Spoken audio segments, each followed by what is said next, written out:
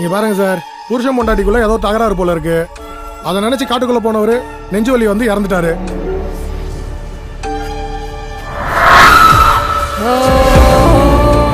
இங்க என்னடானா கோவத்துல உங்க தங்கச்சி சூசைட் பண்ணிக்கிட்டாங்க. என் தங்கச்சி சாவு தற்கொலை இல்ல. வக்கீல் தான் உன் வேலையை கோர்ட்ல வச்சுக்கோ. என் தங்கச்சி தூக்கில தொங்கின அதே நேரத்தில் அவளை வெளியில பார்த்ததா சொன்னாங்க.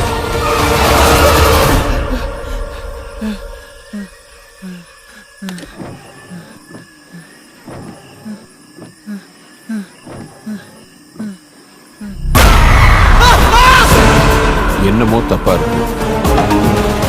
இதே ஆளை அன்னைக்கு உங்க தங்கச்சி இடத்துல மார்ச்சரியில பார்த்தேன். என்னையா சொல்றான் அந்த சாமியாரு? ஏதோ பாக்குன்னு ஒரு பேயை பத்தி சொல்றாரு சார்.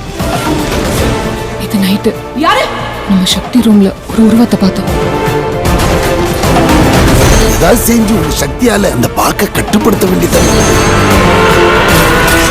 ஏற்கனவே 2 உயிர் எடுத்ததுனால இப்போ பலமாயிடுச்சு.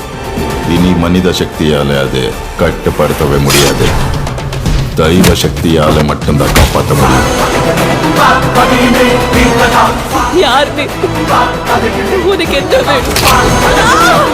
நீங்க சொன்னதுதான் சார் கரெக்ட். அந்த சாமியார் தான் ஏதோ பண்ணிருக்காங்க.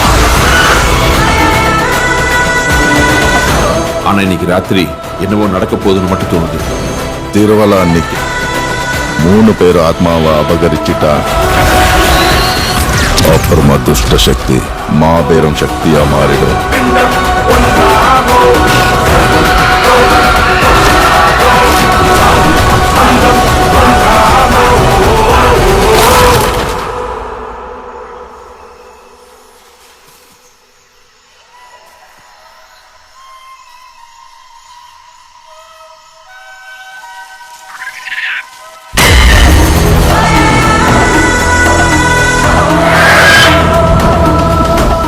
இந்த டீமை வச்சு ஈ கூட ஓட்ட முடியாது.